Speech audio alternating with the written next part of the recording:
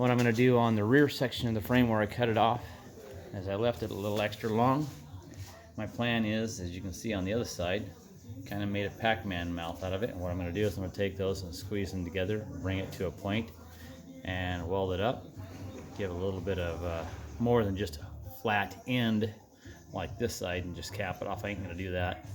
Do something a little bit different, and we'll see what it looks like when it's done.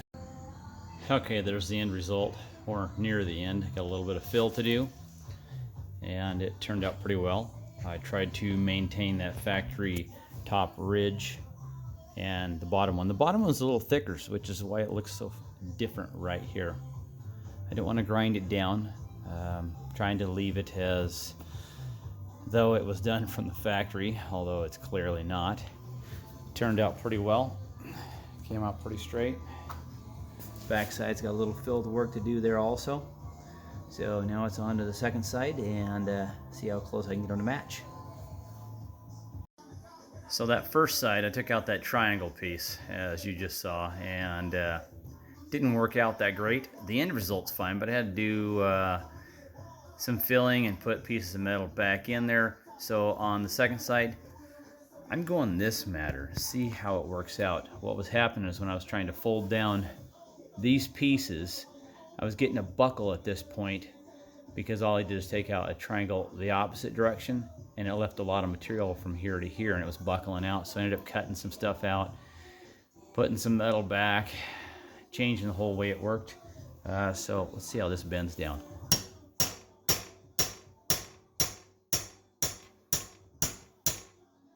Gotta get the same angle as the other side. A little more. Definitely folding easier.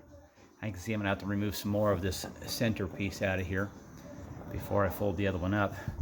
You can tell on the other side, the top side is actually less angle than the fold on the bottom, at least in my opinion, but I think I've got nearly the same angle. Got to go down a little bit more. Do a little bit of cutoff wheel and inside this here and bring it down a bit more.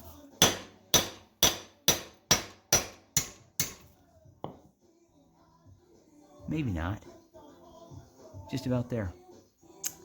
Alright, I gotta remove some of this bottom edge because that ain't gonna fold right. It's gonna get in the way. Alright, one moment. So there it is. As you can see, this bottom has much more of a pinch weld than the top does. But this side did exactly what the other side did. These two things didn't line up when you get straight behind.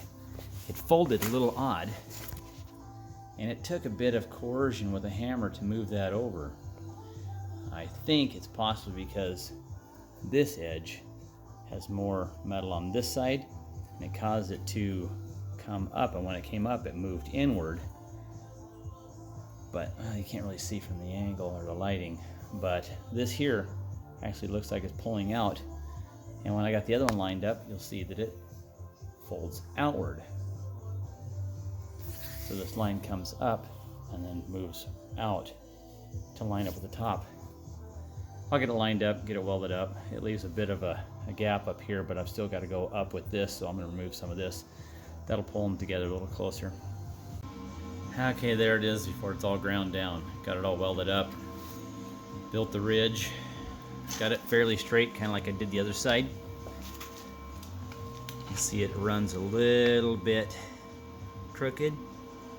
The other side did the same thing. It's the only way I can get them lined up. Bottom one does not match the top one, especially once you fold them. Definitely weld it up easier, less filling by cutting it like that. So let me get this finished up.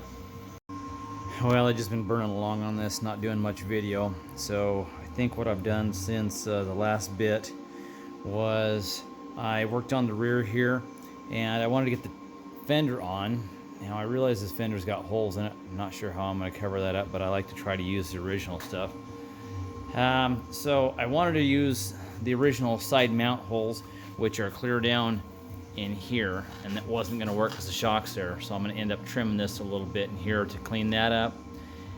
And what I ended up doing is I took a nut, welded it on the end of a piece of hollow tube, and drilled a new hole.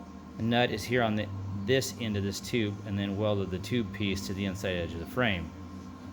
And that mounted it good and solid. The other part is mounted, you can't really see it, but it's mounted up in there.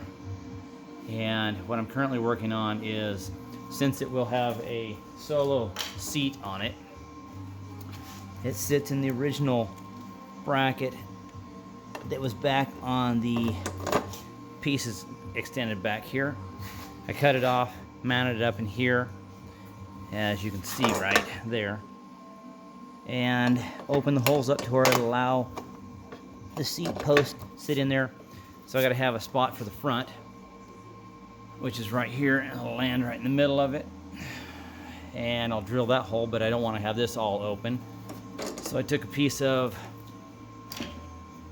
just some sheet metal and made this piece to kind of sit over this area here. I'll tack it in a few spots. If I can hold it there while I'm trying to video it. There. It'll sit in like that. And then once that's tacked in, I'll build a bracket to hold regulator rectifier. I'm going to move the solenoid down below on this battery box. And then there's some other plugs that go in here for the electronic ignition.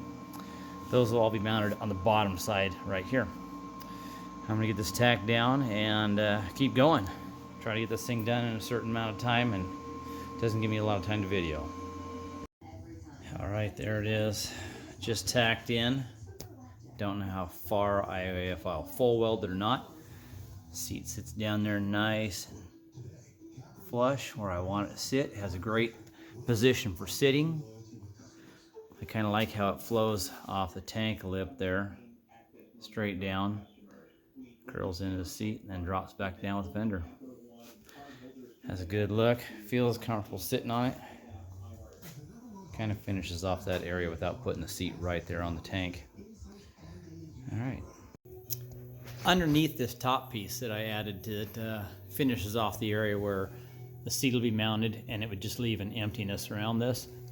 What I did on the bottom side is I have it set up to where I mount the regulator rectifier up in here like this. It's kind of hard to see. And a bolt goes through the hole right here where my thumb's at. I welded a nut in right there. The rest of the wire tucks up in here. I'll put wire anchors in there so I can hold them up there. And the bolt that's going to be holding on this plate, I put a spacer there. So the bolt will go through the hole there, through the spacer. The spacer comes up against the regulator rectifier at this hole, into that nut there, and will hold everything up nice and tight. Well, this is a terrible picture. What I'm going to do is I'm going to pause it here, mount that up, and get a picture of it so you can see what it looks like.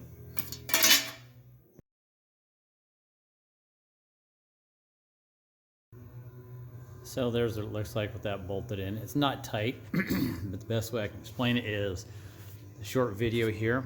I got the bottom bolt in here, if it can focus, and that goes through this plate holding it on, and then there's a spacer that presses up on the regulator rectifier. There's a space in there now, you can see. It's not quite tight. That allows the regulator rectifier to get some air, cool those vanes. Man, that's terrible focus. In the back, the way I did it is through the spark boxes on the top. They're held down on that bracket. I just put longer bolts in the bracket right here. Both sides. Drilled holes in that plate that holds on. I'll put a different type of nut on there, dress it up a little bit. And that's where most of the electronics will mount for this. I'm going to stop this section of video and get started on the next project. So I've got the electronics mounted, got the seat mounted, fender, a few other things done, the tail section here where I cut it off. My next focus is going to be pulling the exhaust off, and I've already started extending the wires because I'm moving the solenoid down below like I do most of them on the battery box, so I'm going to get the H box out of there and get the battery box mounted, all the electronics mounted. It's really finish up the electronics on the back section of the bike. Obviously, I got a little bit to do on the front. So thanks for watching this section of the video and this portion of the build, and we'll see you on the next beginning of probably the battery box and the exhaust.